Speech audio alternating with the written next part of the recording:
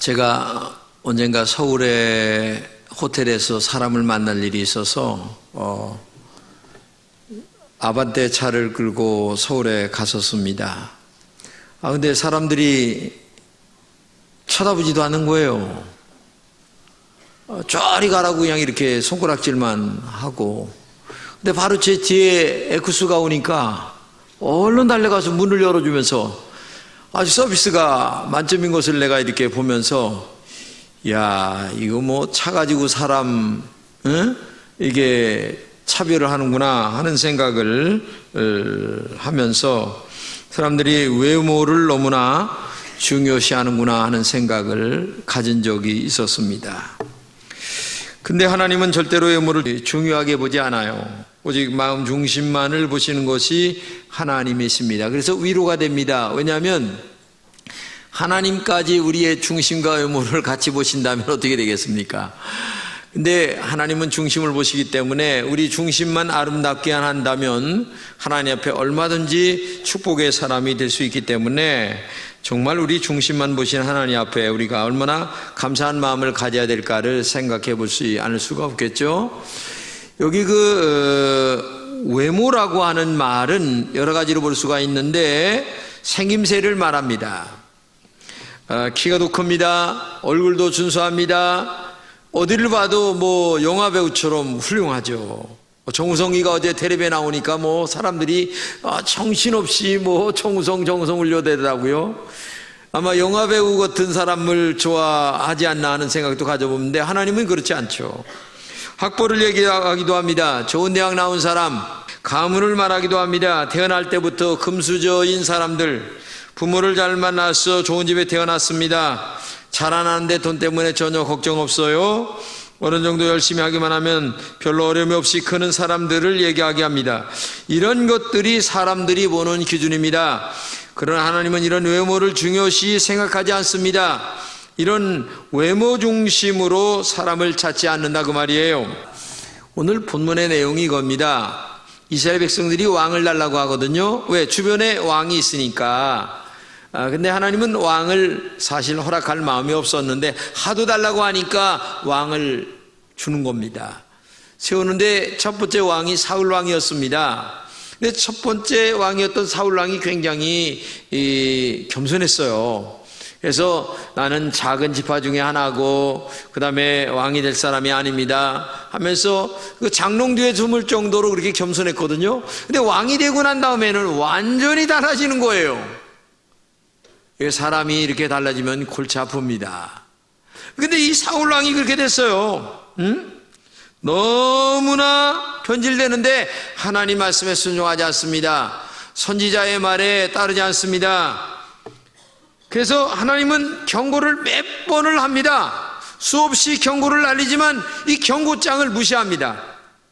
그래서 하나님이 마음에 왕을 바꾸자 결심을 하고 이새의 아들 가운데 왕을 만들기로 하면서 사무엘 선지자에게 이새의 아들 중에 가서 머리에 기름을 부어라.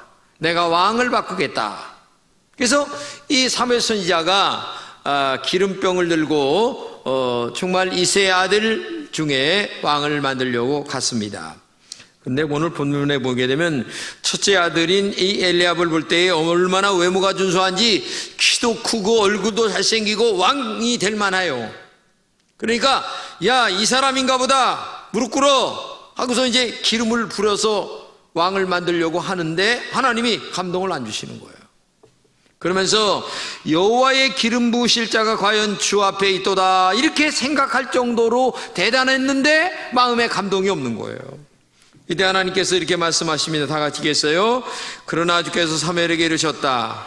너는 그의 준수한 겉모습과 큰 키만을 보아서는 안 된다. 그는 내가 세운 사람이 아니다. 나는 사람이 판단한 것처럼 그렇게 판단하지 않는다. 사람은 겉모습만 따라 판단하지만 나는 중심을 본다. 이렇게 본문에 말씀하고 있어요. 그래서 큰아들이 지나가도 감동이 없고 둘째, 셋째, 넷째, 다섯째, 여섯째, 일곱째까지 지나가도 마음에 감동이 없는 거예요. 그래서 야, 아들이 7명밖에 안 됩니까? 물으니까 아니에요. 한 사람 더 있어요. 그 누구요? 걔는요 쪽말이고요 아주 어려가지고 저기 가서 지금 양치고 있어요. 그래? 빨리 데려와. 데려오기 전까지는 나는 음식 자리에 앉지 않겠다. 그래서 이 막내 쪽말이를 데려왔는데 다윗이에요. 근데 무릎을 꿇고 기름을 부으려고 하는데 그때 하나님께서 마음에 감동을 주는 거예요. 내가 선택한 사람이 이 사람이다. 이 사람은 마음 중심이 아름답다. 여기에 기름을 붓고 왕을 만들어라. 결국은 다윗이 하나님의 감동을 받고 왕이 되었다고 하는 것이 오늘 본문의 이야기죠. 여러분, 신앙생활이 무엇입니까? 외모를 아름답게 하는 것이 신앙생활이 아니에요. 하나님이 보시고 계시는 마음 중심을 아름답게 하는 것입니다. 마음 중심만 하나님이 보십니다. 절대 외모, 학벌, 나이 아니면은 외적인 모든 것들을 하나님은 따지지 않아요.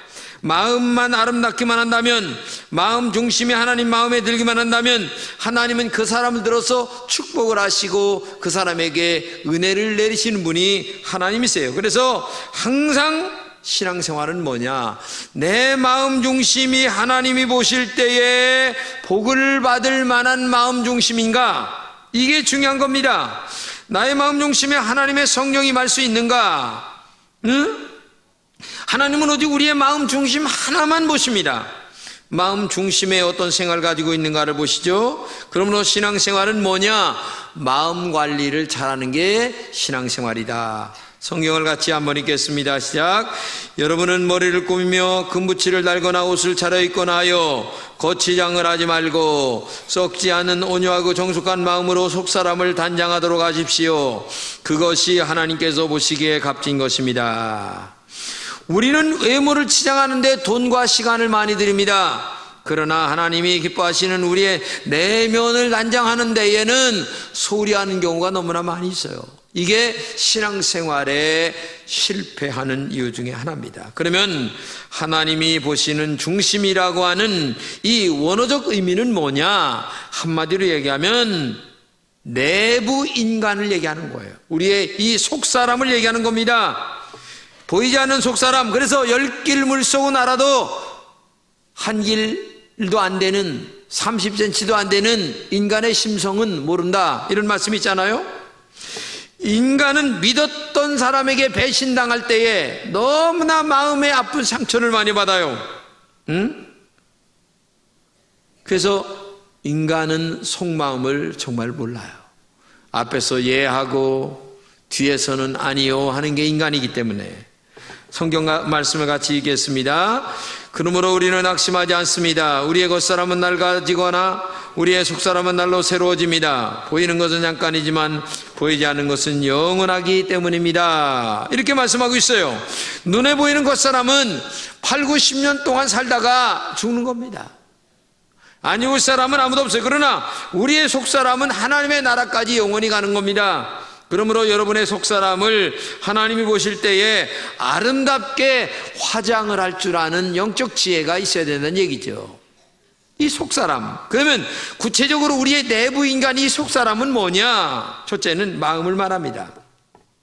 인간은 단순한 고깃덩어리가 아니에요. 우리의 육체 속에 마음이 들어있습니다. 마음은 사물을 느끼고 그리고 판단하는 능력이 있죠. 육체나 물질의 관계를 가집니다. 마음이 바르지 못한 것들은 관계가 뒤틀리게 하는 일들이 많이 생기게 되죠. 그래서 이 마음이 굉장히 중요합니다. 그래서 하나님이 보시는 이 내면의 마음을 잘 관리해야 된다는 얘기죠. 둘째는 의지를 얘기합니다. 의지는 어떤 일을 하려고 하는 결단을 얘기하죠. 마음의 생각을 외적인 의지로 나타내는 것입니다. 그래서 사람은 의지에 따라서 어떤 일을 결정하기도 하고 어떤 일을 취소하기도 하는 것입니다. 그렇기 때문에 어떠한 일이 있을 때에 내 마음의 상태를 따라 의지의 결정을 바르게 하려고 할 때에 하나님이 그 사람을 바르게 보실 수가 있다. 그리고 세 번째는 감정을 말합니다. 감정은 오감을 넘어 기쁨과 슬픔, 즐거움, 노여움 등 여러 가지가 감정이죠. 이 감정은 주변의 상황에 따라서 변하게 돼 있어요. 감정은 인생이라는 바다 위를 향해 하는 영혼의 방향키와 같아요. 이 감정이 나쁘면 삶이 아주 시끄러워지고, 감정이 행복하면 삶이 아름다워지는 것이 인간입니다.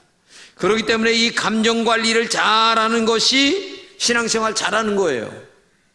환경에 따라, 조건에 따라 환경이 자꾸만 변하기도 합니다. 그런데 이 감정을 바르게 관리하지 못하면 인간은 망조가 들기 시작하는 거예요. 네 번째는 정신을 말합니다. 정신은 감각이나 감정과 기억이나 욕구 같은 여러 가지를 말합니다.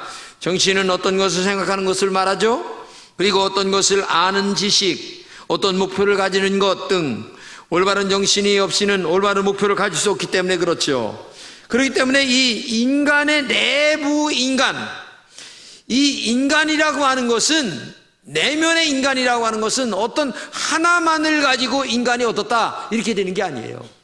지금 얘기한 여러 가지 이 정신이나 감정이나 아니면 의지나 아니면 마음의 생각이나 이런 여러 가지가 합쳐져서 그 사람의 인격이라고 얘기를 할 수 있는 거예요.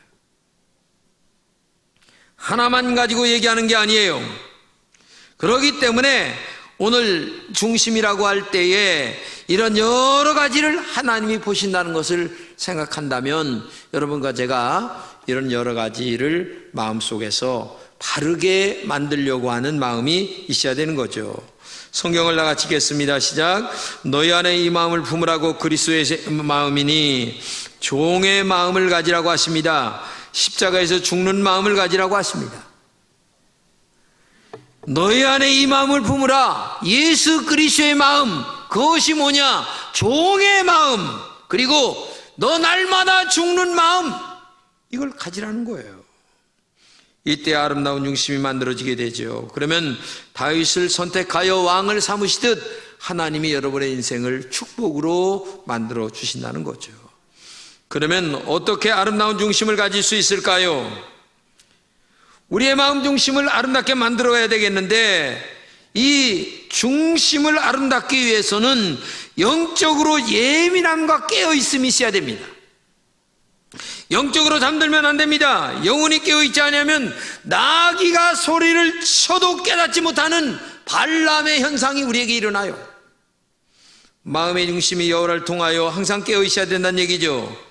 예수님을 따라다니던 베드로도 영적으로 깨어있지 못할 때에는 3번이나 예수님을 부인합니다. 그런데 닭 울기 전에 내가 3번 나를 부인한다고 하는 이 말씀이 생각이 나서 닭이 울 때에 다시 영적으로 깨어납니다. 그는 통회하고 자복하고 회개하여 하나님 앞에 올바른 주님의 종으로 다시 서게 됐습니다. 그렇기 때문에 오늘도 여러분과 제가 영적으로 깨어있으면 작은 소리에도 깨달음이 옵니다. 근데 영적으로 깨어있지 않으면 아무리 큰 소리라도 깨달음이 없어요. 우리들은 누구나 베드로처럼 예수님을 3번 부인할 수밖에 없는 범죄하는 인간들임이 틀림이 없어요. 문제는 닭이 수백 번 울어도 깨닫지 못하는 인간이냐, 아니면 작은 닭의 울음소리에도 깨닫고 회개하고 하나님 앞에 바르게 서고 정말 내 인생을 바르게 만들어 가려고 하는 몸부림이 우리에게 있느냐, 이 중심이 살아있는 사람, 이게 중요한 거예요. 그러므로 중요한 것은 영으로 깨어있고 정신으로 깨어있고 마음 중심이 항상 깨어있는 신앙이 되어야 된다는 얘기죠. 목사로서 가장 가슴 아픈 게 뭐냐면 영적으로 잠들어 있는 교인들을 볼 적에 너무나 가슴이 아파요.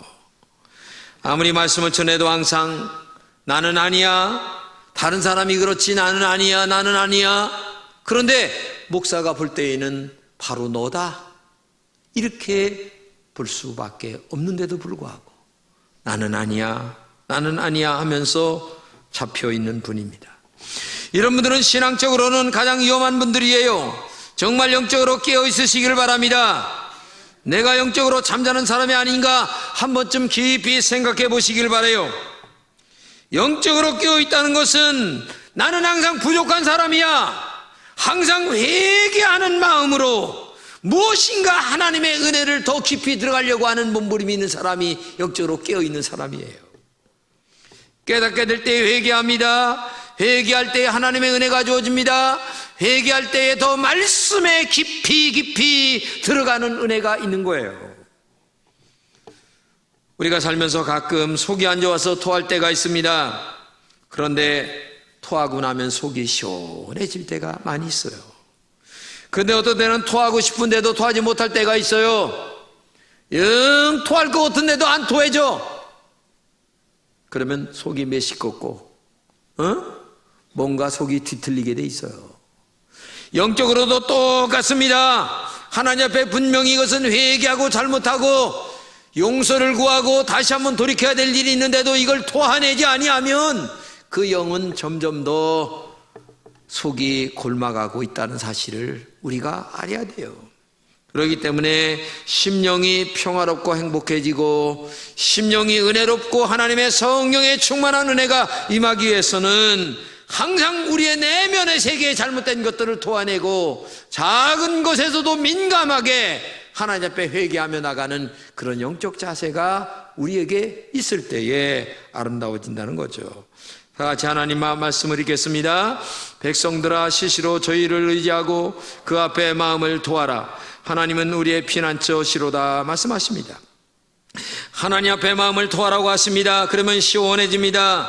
성경은 오직 성령 안에서 의와 평강과 희락이라고 말씀하고 있잖아요. 오직 성령이 주는 마음과 생각은 평강입니다. 기쁨입니다. 영적으로 깨닫기만 한다면, 회개하기만 한다면 성령의 인도하심을 따라 평강과 기쁨과 능력과 은혜가 우리 가슴 속에 임하게 되는 거예요. 그런데도 불구하고 토하지 않습니다. 회개하지 않아요. 믿음으로 살지 않아요. 이러면 하나님의 은혜가 그 마음 속에 임할 수가 없는 거예요. 성경의 마음이라고 하는 단어가 876번이나 있습니다. 왜 이렇게 마음이라고 하는 단어를 많이 사용했을까요? 이것은 하나님은 마음을 중요시 여긴다는 그런 말입니다. 그래서 하나님은 마음이 교만한 사울 왕을 버리십니다. 그리고 새로운 마음의 아름다움을 갖고 있던 다윗을 들어서 왕으로 삼으시고 위대한 역사의 인물이 되게 만드셨다는 것을 우리가 알아야 되겠습니다. 그러면서 강조하시는 것이 외모를 나는 보지 않는다. 너희들도 외모를 보지 말아라. 내면의 세계, 너의 내면의 중심을 아름답게 만들어라. 내가 복을 줄 수밖에 없도록 너의 심령을 아름답게 만들어라고 우리에게 말씀하고 있습니다. 그렇기 때문에 오늘도 여러분과 제가 중요한 게 뭐냐, 외모에 너무 치우치지 말고 내면의 세계에 하나님이 나를 보실 때에 정말 축복하실 수 있는 마음인가, 이 마음을 마음속에 늘 간직하려고 하는 그런 은혜가 있어야 될 줄로 믿습니다. 미국 하버드 대학 정문에 가면 사람을 외모로 판단하지 말라라고 하는 문구가 붙어 있다고 합니다. 근데 그 말을 쓰게 된 이유가 있는데, 어느 날이었는데 나이가 많이 든 노부부가 총장실을 찾아간 거예요. 근데 총장실 앞에 있는 이 비서가 총장을 못 만나게 하는 거예요. 왜냐하면 이 노부부는 마지막 죽기 전에 자기들의 전 재산을 이 하버드 대학에 기부를 하고 죽으려고 총장을 만나려고 하는데도 이 비서가 못 만나게 하는 거예요. 아무리 애걸복걸을 해도 이 추레하게 생긴 이 노부부를 못 만나게 하는 거예요. 그래서 물었어요. 이런 대학을 만들려면 돈이 얼마나 듭니까? 픽픽거리면서 아예 대꾸도 안 하고 말도 안 하고 만나주지도 않는 거예요. 얼마나 이 노부가 화딱지가 나는지 그냥 뒤로 돌아왔어요. 그리고 나서 다른 대학에 기부를 한 것이 아니라 자기가 그 돈을 가지고 학교를 하나 만들었는데, 그게 뭐냐면 미국의 명문대학인 스탠포드 대학이라는 대학을 만드는 거예요. 나중에 알고 보니까 이런 일이 이렇게 난 거예요. 하버드 대학이 깜짝 놀란 거예요. 그래서 절대적으로 사람을 외모로 보지 말아라. 이게 하버드 대학의 유명한 말씀 중에 하나예요. 그렇죠. 교육 철학자인 루소는 이런 말을 했습니다. 세상에 사람은 두 번 태어난다. 한 번은 존재하기 위해서 태어난다. 한 번은 일하기 위해서 태어난다. 자기 할 일을 바로 발견하기까지는 사는 것이 아니다. 그렇죠? 그렇습니다. 한 번은 태어나기 위해서 태어나고, 그리고 일을 하기 위해서 두 번 태어나는 겁니다. 여러분들이 해야 될 일이 뭡니까? 하나님 앞에 해야 될 일이 있는데, 하나님은 아무나 쓰는 게 아니에요. 오늘 본문의 말씀처럼 중심이 아름다운 사람, 중심이 되어 있는 사람, 중심이 뭔가 복받을 일이 되어 있는 사람. 하나님은 정말 중심을 보십니다. 다윗의 중심을 보실 때에 하나님 마음에 합한 자였어요. 다윗은 일생 동안 가장 큰 소원이었던 여호와의 집에 영원히 거하는 것이 그의 소원이었습니다. 이렇게 마음이 하나님 중심이었어요. 자기가 궁궐을 먼저 줬습니다. 그리고 궁궐 위에서 거닐 때에 하나님의 교회, 아니 하나님의 법궤가 텐트 속에 있다는 사실을 알고, 나는 이렇게 좋은 집에 있는데 하나님의 법궤는 텐트 안에 있다니 하나님 성전을 지어 바쳐드려야 되겠다는 마음을 들어서 많은 돈으로 하나님의 성전을 지었던 사람이 다윗이었어요. 이 마음 중심을 하나님은 너무나 아름답게 봐서 그의 일생 동안을 하나님과 동행하는 삶을 살게 하셨어요. 하나님은 우리의 마음 깊은 곳을 통찰하십니다. 마음속이 진심으로 여호와를 향한 사람을 귀하게 쓰십니다. 마음 중심이 믿음이 있는가를 보십니다. 마음 중심이 악한 것이 아닌 선한 하나님을 향한 마음 중심이 있는가를 찾으십니다. 그게 마음 중심이 아름답다라는 말이에요. 여러분, 마음 중심이 아름답다고 하는 말을 우리말로 쉬운 말로 얘기하면 성실한 사람, 이렇게 표현할 수가 있는데, 이 마음 중심이 아름답다고 한 성실한 사람을 세 가지로 표현할 수가 있는데, 첫째는 자기를 향하여, 나를 향하여 말할 때에는 진실한 사람을 얘기합니다. 진실한 사람. 그리고 두 번째, 다른 사람에게 대하여 말할 때에는 성실한 사람을 얘기합니다. 그리고 하나님께 대하여 말할 때에는 충성심이 있는 사람. 같은 얘기지만은 대상에 따라 다르다는 얘기입니다.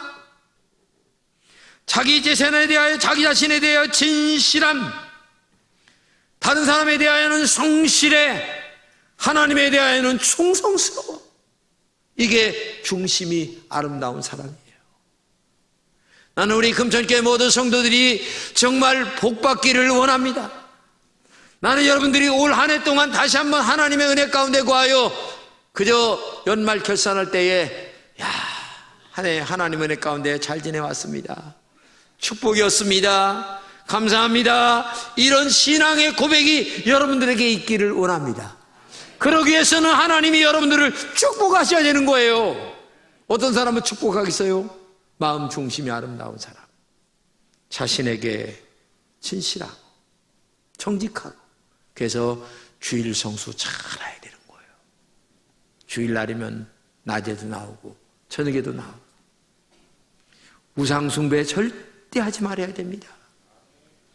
그리고 내면의 세계를 아름답게 가지려고 하는 마음 가꾸어야 되고, 정직하게 11조를 하나님 앞에 드리면서 하나님 감사합니다, 이렇게 나를 사랑해 주시니 감사합니다 하면서 살아갈 때에 하나님이 우리의 마음 중심을 보시고 여러분들의 앞길을 축복으로 인도하실 줄로 믿습니다.